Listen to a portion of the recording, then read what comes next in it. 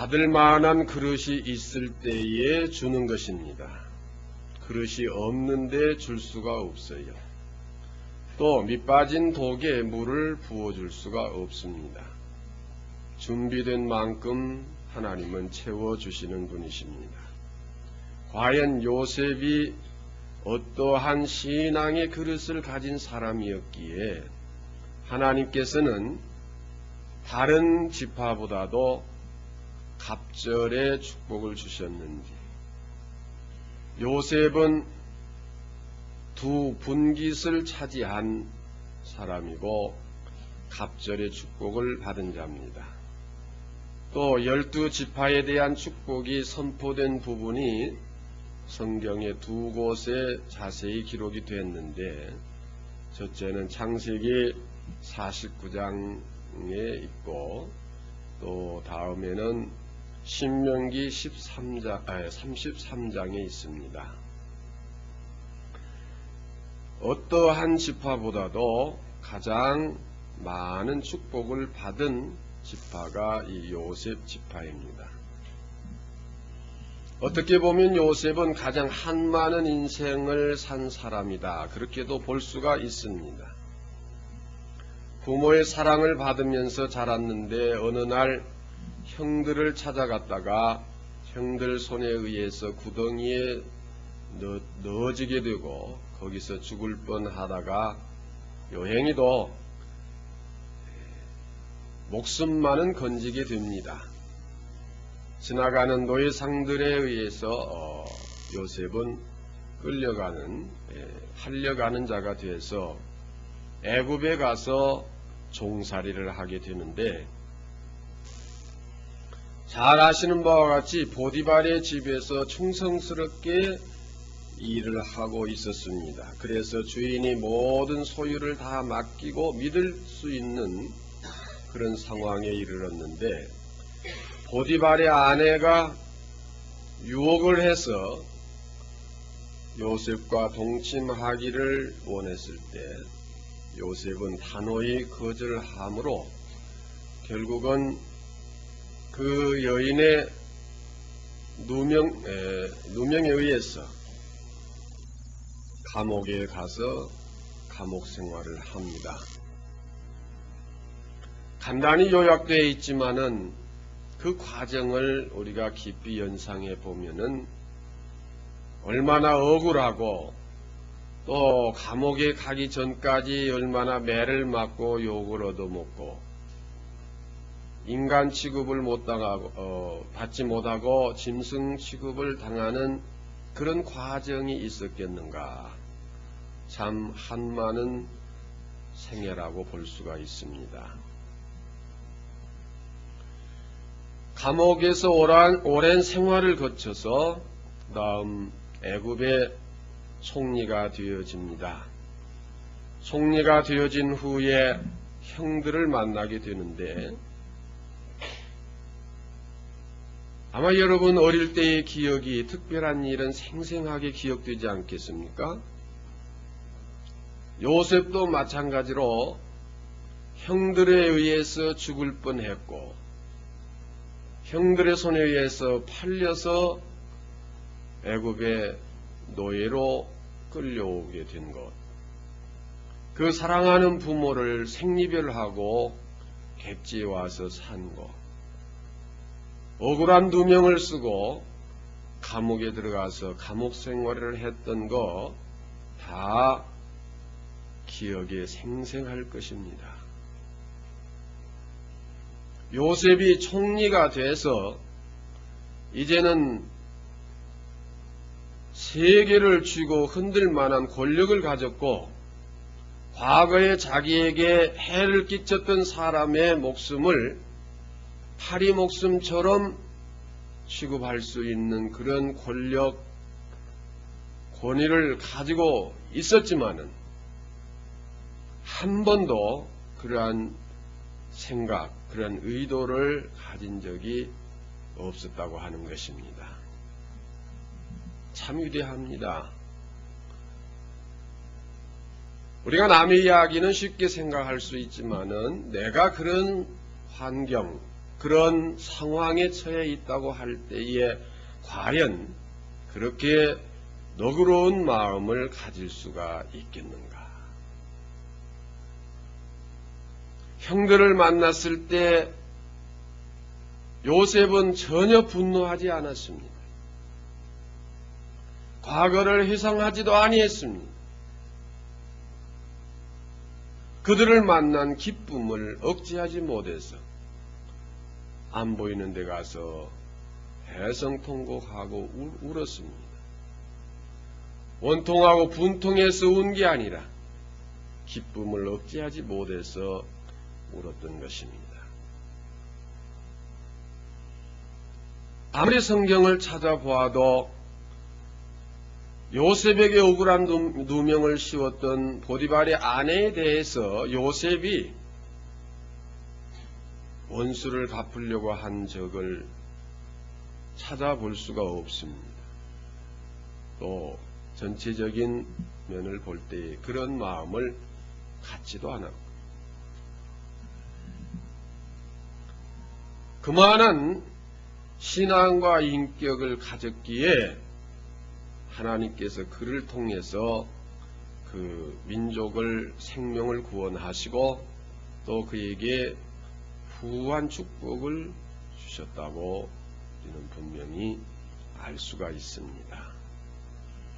이들은 오늘 우리에게 거울이 되는 분들입니다. 우리는 그들을 바라보면서 본받고 그러한 삶을 살아갈 때에 우리에게도 그와 같은 하나님의 사랑과 축복이 주어진다고 하는 증거의 말씀이 되는 것입니다. 이렇게 축복을 받을 수 있는 길을 우리에게 제시해 주신 말씀이 곧 하나님의 말씀입니다. 우리에게 이렇게 귀한 말씀을 주셨는데 우리가 그 말씀을 내 말씀으로 소유하고 그 말씀에 약속된 축복을 우리도 받아야 할 것입니다. 우리가 축복을 받자고 하는 마음은 내 욕심을 채우기 위한 그런 마음에서 받자고 하는 것이 아니라 하나님을 온전히 경외하고 하나님의 말씀을 따라서 살아가는 삶을 살 때에 주어지는 그런 은혜를 입자고 하는 것이지 욕심을 채우자고 하는 것은 아닙니다. 우리는 하나님의 은혜를 받으면서 살아가야 합니다. 요셉은 오늘 제목에 깊이 묻어버리자 이렇게 한 바와 같이 과거의 모든 것을 다 묻어버리는 그런 사람이었습니다. 묻어버린다고 하는 것 무엇입니까? 이해하고 용서하고 그것을 없이 해버린다고 하는 것입니다. 자, 여러분 살다 보면은 여러분 마음속에 한 맺힌 일들이 있을 수 있지 않겠어요?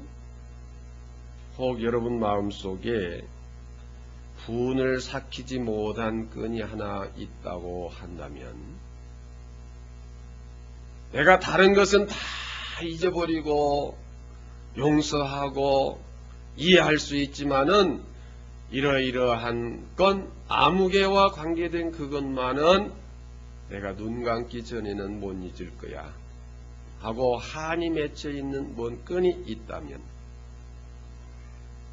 그것이 내 축복을 가로막고 있는 걸림돌이 될 것입니다. 그것을 깊이 묻어버릴 수 있다면 하나님의 은혜가 여러분에게 임하실 것입니다. 아직도 누군가에게 서운한 감정을 가지고 있다면 우리는 그것을 깊이 묻어버려야 됩니다. 묻는다고 하는 것은 그걸 썩어지게 하고 없애버리는 것이죠. 찾아도 찾을 수 없게 되는 것이 묻어버리는 거예요. 내가 생각하려고 해서 그런 게 아니라 내 속에서 그게 늘 저절로 튀어나와요. 생각 안 하려고 하는데도 그것만은 꼭 기억에서 되살아나요. 그런 경우도 있지요. 그게 설 묻어져서 그래요. 깊이 묻어버리면은 그게 포크레인으로 파도 안 나오거든요. 그런데 묻는다고 호미 가지고 깔짝깔짝 해서 묻어놓으면은 발이 채이고 개가 지나가도 그게 걸려서 나오고 그러는 것입니다. 이왕 묻으려면 깊이 묻어버려야 돼요. 깊이 묻어야 돼요. 성경 사본을 기록할 때에 혹 한두 자 틀리게 되면은 그 기록하던 양피지를 땅 속에다가 깊이 묻는데 혹시라도 후대 사람들이 그걸 발견해서 그 잘못된 부분을 보고 잘못된 줄도 모르고 이것이 하나님의 말씀이구나 그렇게 오해될까 봐서 그 기록하던 양피지를 땅에 묻는데 깊이 묻는데 그래서 아직까지 그 묻은 것이 하나도 발견된 적이 없답니다. 묻는다고 하는 사실은 분명한데 발견된 것이 하나도 없대요.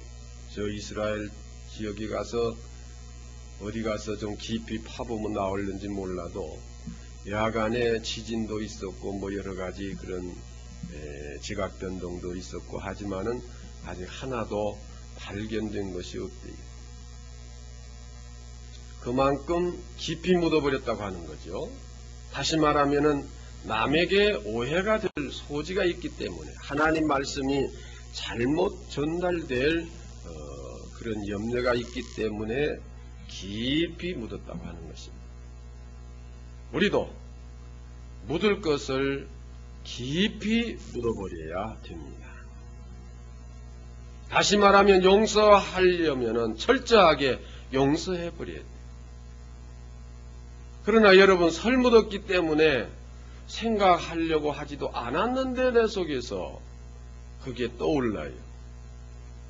꼭 의식적으로 내가 생각하려고 그걸 꺼내려고 해서만 나온 게 아니라 나도 모르게 나온다 이거예요.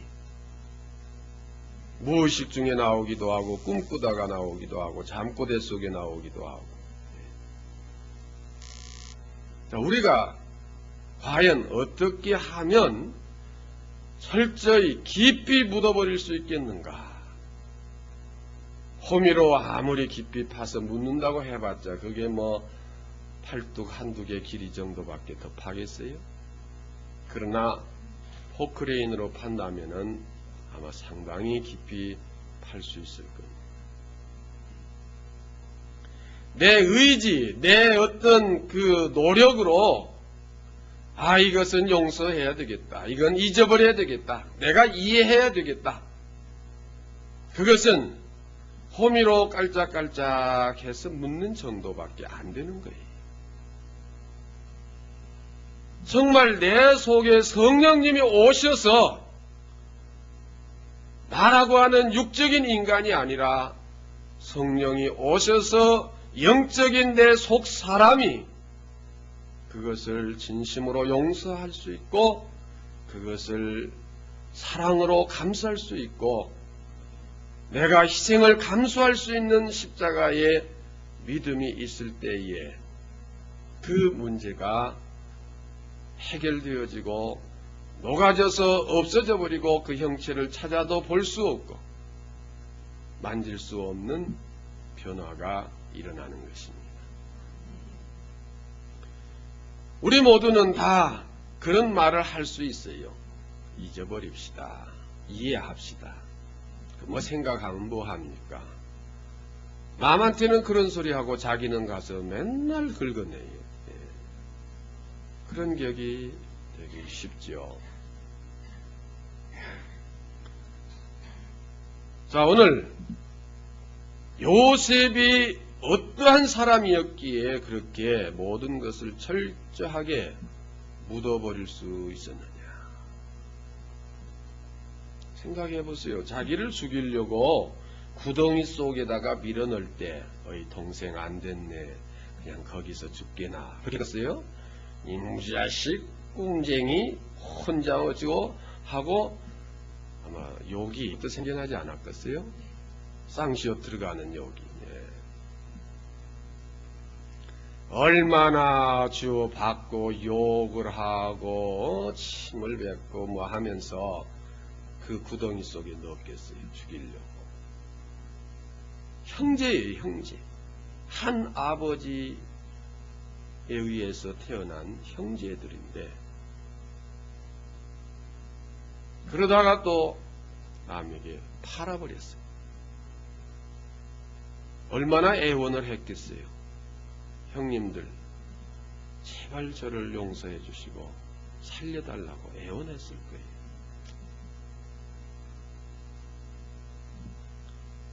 자, 보디발의 아내가 그에게 억울한 누명을 씌워서 감옥에 보낼 때도 대낮이 날벼락 아닙니까? 그렇게 충성스럽게 일하던 요셉이 그 억울한 누명을 쓰고 감옥에 들어갈 때 얼마나 분통이 터졌겠어요. 객지에 팔려와서 종노릇 하는 것도 어딘데 또 억울하게 누명 쓰고 감옥에 들어가는 그 모습. 우리 같으면 감옥에 들어가기 전에 죽었을 거예요. 심장 터져서. 그렇지 않겠어요? 원통하고 분통해서 감옥에 가기 전에 죽었어요.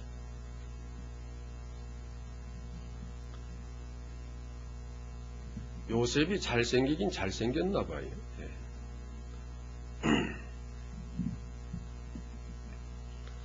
여담입니다만은. 아직 요셉은 젊은 청년입니다. 혈기왕성한 시절입니다. 얼마든지 여인의 유혹에 넘어갈 수 있는 사람입니다. 그러나 그러한 유혹을 이길 수 있었고 또 과거의 모든 그 억울함을 묻을 수 있는 힘은 어디서 나왔느냐? 언제나 그는 하나님 앞에서 생활을 했다고 하는 것입니다. 믿음으로 살았다고 하는 것입니다. 내가 이 악을 행하여 어찌 하나님께 득죄하리요? 하나님 지금 훤히 보고 계신다. 하나님 앞에서 이 악을 행하여 어떻게 내가 득죄하리요? 하나님을 경외하는 믿음이 없이는 우리가 절대로 남을 진정으로 용서할 수 없고 진정으로 땅에 깊이 묻을 수가 없는 것입니다. 아까도 말씀드렸지만은 이해해야지, 용서해야지, 아유 잊어버려야지. 아무리 그렇게 마음에 다짐해도 안 된다 이거예요. 내 힘으로 되는 게 아니에요. 나를 지으신 하나님이 내 속에 영으로 오셔서 성령으로 계실 때에 가능한 것입니다. 그러므로 여러분, 우리 자신들이 복을 받을 수 있고 또 우리 자녀들, 후손들이 복을 받을 수 있는 비결이 무엇이겠습니까? 하나님 제일 주의로 살아가는 사람이 될 때에 복을 받을 수 있는 거예요. 우리 자녀들에게 철저하게 하나님을 경외하는 믿음을 넣어줘야 됩니다. 그 요셉 시대에 그때 교회도 없었고 그때 부흥회도 없었고 신학교도 없었고 그런데 어떻게 그렇게 요셉이 하나님을 철저히 경외하는 믿음을 가졌을까? 그 믿음이 누구에게서 왔겠어요? 부모에게서 오는 것입니다. 아브라함의 그 믿음이 이삭에게 왔고 이삭의 믿음이 야곱에게 왔고 그 야곱의 믿음이 요셉에게 주어집니다. 거듭 말씀드리지만 어디 가서 부흥에 참석해서 은혜 받고 그런 믿음 생긴 게 아니에요. 신학교 가서 성경을 잘 배우고 신학을 배워서 그렇게 된 게 아니에요. 어릴 때부터 부모로부터 특별히 우리 자녀들 어릴 때에 신앙 교육을 잘 시켜야 됩니다. 또 우리 자신들이 언제나 하나님을 경외하고 두려워하는 떨리는 중심으로 살아가야 해요. 하나님을 멀리 떠나서 사는 삶은 결코 하나님의 은혜를 받을 수가 없어요. 옛날 찬송가 가사에 그런 구절도 있죠. 물을 떠난 고기는 혹시 산다 하여도 하나님을 떠난 심령은 사는 법이 없다. 하나님을 떠나서 살 수가 없어요. 오늘날 예수를 믿어도 자기 중심으로 믿어요. 우리가 믿는 것은 나를 위해서 믿는 게 아니에요. 하나님을 찬양하고 경배하기 위해서 하나님 중심으로 믿는 겁니다. 자기를 위해서 믿는 것은 이기심이고 욕심이고, 욕심이 잉태한 적 죄를 낳고 죄가 장성한 적 사망을 낳는 것입니다. 여러분, 뭔가 때문에 괴로워하고 있는 일들이 있습니까? 용서하고 싶어도 용서가 안 되는 것이 있습니까? 그것 때문에 내가 고민하고 그걸 없이 하려고 아무리 노력을 해도 그래도 누군가가 아직도 원망이 되고, 누군가에 대해서 아직도 섭섭하고, 아직도 대해서 그 분이 삭혀지지 못하고, 아무개 때문에 내가 입꼴리 모양이 됐다고 원망하지 않습니까? 그것은 우리의 믿음이 부족하기 때문에. 요셉은 뭐라고 했습니까? 형들이 요셉을 알아보고 벌벌 떨고 엎드려 있을 때에 형들이여 나를 이곳에 팔았음으로 인하여 근심하지 마소서, 한탄하지 마소서. 다 넘긴 것이 아니라 하나님께서 우리의 생명을 구원하시려고 나를 앞서 보낸 것입니다. 그 앞서 보낸 과정에서 형님 손을 이용해서 나를 팔아넘긴, 잠깐 그렇게 이용한 것이지 형님들 잘못이 아닙니다. 모든 것을 하나님께 돌렸어요.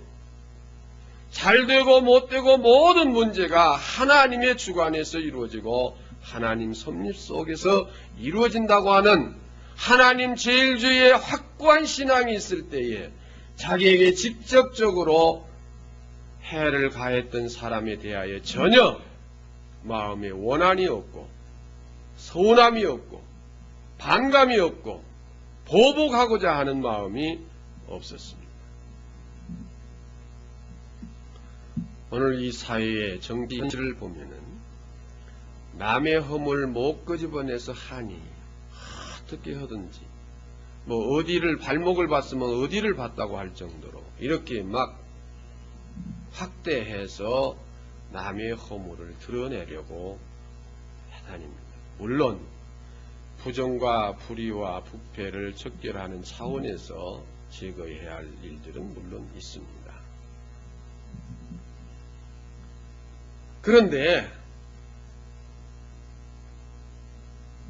전적부터 알고 있다가 꼭 어떠한 그 기회에 타이밍을 맞춰서 그때 가서 들춰내서 문제 삼아서 그를 제거하는 것은 정의적 차원이 아니라 상대를 죽이고자 하는 그러한 욕심과 교만과 시기와 질투에 의해서 되어지는 것입니다. 진심으로 정의적 차원에서 한다면은 그 사람의 어떤 직책과 그 어떤 시간과 어떤 위치에 관계없이 아마 했어야 할 것입니다. 겉으로는 다 정의적 차원에서 그런다고 말하죠. 그러나 오늘 우리 모두 마음속에 숨어있는 그 잠재력은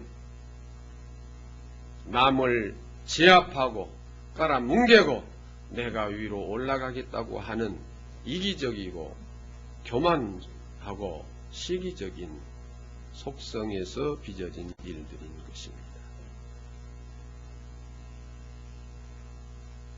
요셉은 얼마든지 보디발의 아내에 대해서 보복할 수가 있었습니다.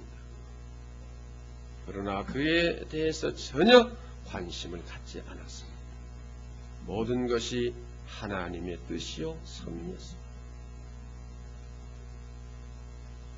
하나님이 나를 형님들보다 앞서서 이곳에 보내서 이렇게 준비하게 하고 이 흉년을 당할 때에 우리 가족들을 구원하려고 이렇게 한 것이지 형님들 잘못이 아닙니다. 이렇게까지 너그럽게 용서할 수 있었고 모든 것을 깊이 다 묻어버릴 수 있는 그런 사람이었습니다. 하나님은 그러한 사람에게 은혜를 베푸십니다. 그러한 자에게 축복을 주십니다. 그러한 자를 높이 들어서 쓰시는 것입니다. 창세기 49장 22절 한번 우리 찾아서 같이 보십시다.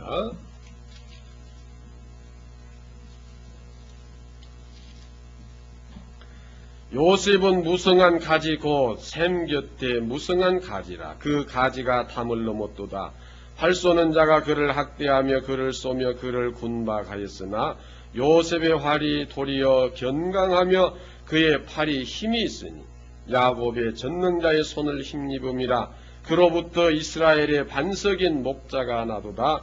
네 아비의 하나님께로 말미암나니 그가 너를 도우실 것이요 전능자로 말미암나니 그가 내게 복을 주실 것이라. 위로 하늘의 복과 아래로 원천의 복과 젖먹이는 복과 태의 복이 이리로다. 내 아비의 축복이 내 부여조의 축복보다 나아서 영원한 산이 한없음 같이 이 축복이 요셉의 머리로 돌아오며 그 형제 중 뛰어난 자의 정수리로 돌아오리로다. 이렇게 축복을 했고요. 28절에 한 번 더 보겠습니다. 이들은 이스라엘의 12지파라. 이와 같이 그 아비가 그들에게 말하되 그들에게 축복하였으되 곧 그들 각인의 무엇대로요. 예, 그냥 마구 축복했다는 게 아니에요. 분량대로 축복한 겁니다. 받을 만한 그릇이 있는 만큼 축복을 한 거예요. 그들 각인의 분량대로 축복하였더라. 받을 그릇이 있을 때의 축복이 가능한 것입니다. 자, 이삭이 에서와 야곱에게 축복할 때도 이미 야곱에게 축복을 하고 난 후에 에서가 그래도 축복을 해달라고 빌었습니다. 오늘 우리 같으면은 그래 너도 축복해주마 해서 그냥 야곱에게 했던 말 그대로 손놓고 한번 축복해주면 되지 않겠어요? 그런데 이삭이 뭐라고 했어요? 모든 축복 야곱에게 다 축복해버렸고 이제는 내게 축복할 것이 없다. 너는 받을 그릇이 없다 이거예요. 그래서 축복한다고 하는데 전부 저주만이 왔어요. 하나님의 축복은 그냥 오는 게 아니에요. 분량대로 오고 받을 만한 그릇이 준비된 만큼 오는 겁니다. 이 요셉처럼 정말 모든 것을 땅속 깊이 묻어버릴 수 있는 그러한 넓은 아량을 가진 자에게 하나님은 축복하십니다. 그 아량은 내 힘으로만 되어지는 게 아니에요. 하나님께서 성령으로 역사하실 때만이 가능한 거예요. 우리 신명기 33장에도 또 같은 축복을 했는데 한번 보겠습니다. 신명기 33장 13절로 17절에 보면은 요셉에 대하여는 일렀으되 원컨대 그 땅이 여호와께 복을 받아 하늘의 보물인 이슬과 땅 아래 저장한 물과 신명기를 구약에서 찾아야 하는데 아직도 신약에서 찾는 분이 있는 것 같아서 신명기 33장 13절 이제는 14절 읽습니다. 태양이 결실케 하는 보물과 태음이 자라게 하는 보물과 옛산의 상품물과 영원한 작은 산의 보물과 땅의 보물과 거기 충만한 것과 가시떨기 나무 가운데 거하시던 자의 은혜로 인하여 복이 요셉의 머리에 그 형제 중 구별한 자의 정수리에 임할지로다. 그는 첫 수송아지같이 위엄이 있으니 그 뿔이 들소의 뿔 같도다. 이것으로 열방을 받아 땅끝까지 이르리니 곧 에브라임의 만만이요 므낫세의 천천히로다 했습니다. 여러분 돌아가셔서 시간을 내서 한번 신명기 33장 전체와 창세기 49장 전체를 한번 읽어보세요. 다른 지파와 요셉 지파의 축복을 비교하면서 한번 읽어보세요. 얼마나 다른가? 얼마나 축복을 많이 하고 있는가? 아무에게나 그냥 도매금으로 마구 축복하는 성경이 아닙니다. 받을 만한 분량대로 축복을 주시는 거예요. 우리도 그 그릇을 가져야 됩니다. 하나님 제일 주의로 사세요. 하나님을 두려워하는 믿음을 갖고 사세요. 하나님께서 내가 지금 옆에 계셔서 내가 하고 있는 것을 보고 계신다고 하는 항상 경건한 삶을 살아가십시오. 내가 어찌 이 악을 행하여 하나님께 득죄하리요. 이 자세로 살아가는 그 사람만이 땅속 깊이 묻을 수가 있는 거예요. 하나님을 두려워하지 않는 자는 얼마든지 거짓말할 수 있어요. 얼마든지 속일 수 있어요. 얼마든지 경건한 채 할 수 있어요. 얼마든지 위선자의 삶을 살아갈 수가 있습니다. 거기는 하나님께서 역사하시지 않습니다. 일시적으로는 잘 될 수가 있어요. 그러나 반드시 하나님은 그것을 드러냈습니다. 그러나 깊이 묻어버린 것은 하나님은 다시는 그것을 꺼내지 않으시는 하나님이십니다.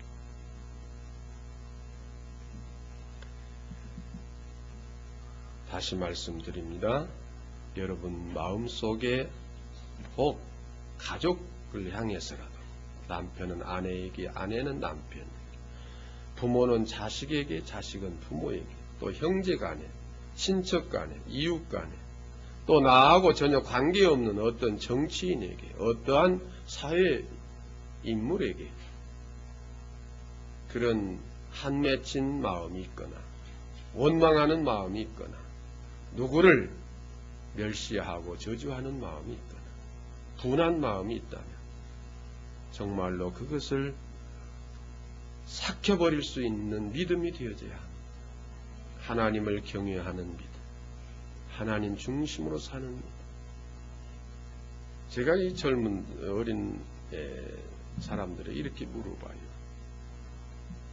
하나님이 더 높냐, 경찰 아저씨가 더 높냐? 하나님이 더 높다고 그래요. 그럼 하나님은 우리의 모든 것을 보고 계시냐, 안 계시냐? 보고 계십니다. 그러면 경찰 아저씨가 보고 있는데 도둑질 할 수 있냐, 없냐? 못한다. 하나님이 보고 계실 때는 도둑질 하냐, 못하냐? 그때는 한대. 무슨 이야기 같지만 오늘 우리가 하나님을 믿는다고 하지만 저 길거리 서 있는 경찰만 또 못하게 하나님을 믿을 때가 많아요. 하나님을 멸시하는 자를 하나님께서 경멸히 여긴다고 그랬어요. 그러나 하나님을 존중히 여기는 자를 하나님께서 존중히 여기신다고 하셨습니다. 요셉은 하나님을 존중히 여겼기 때문에 하나님 역시 그를 존중히 여겨서 애굽의 총리가 되게 하셨고 또 그에게 한없는 축복을 내리셨어요. 노아가 홍수가 끝난 후에 포도를 심어서 풍성한 수확을 거둔 후 그 포도주에 취해서 잠이 들었어요. 옛날에 제대로 속옷이 있었겠습니까? 혼이불 같은 거 하나 둘둘 걸치고 다닐 때인데 더운데 취해서 잠이 들었으니까 이리 틀고 저리 틀다 보니까 혼이불이 저쪽 가 있고 알몸으로 있었겠지. 근데 함이 가서 보니까 우습거든 참. 그래서 나와서 비웃었습니다. 그러나 그 소리를 들은 셈과 야벳은 뒷걸음질 치고 가서 이불을 덮어드렸습니다. 남의 허물을 덮을 줄 알고 묻을 줄 아는 자에게는 대대손손 축복을 받았습니다. 그러나 함의 후손들은 우리가 잘 아는 바와 같이 아프리카 흑인들로서 다른 사람의 노예가 되어서 그 많은 고생을 한 것을 역사적으로 봅니다. 여러분, 결코 남의 허물을 드러내지 아니하고 아무리 내가 억울하게 당했어도 그것을 덮을 줄 알고 묻어버릴 줄 아는 너그러운 마음, 성령님이 오셔서 인도하시는 그 인격이 되어지시기를 주의 이름으로 축원합니다.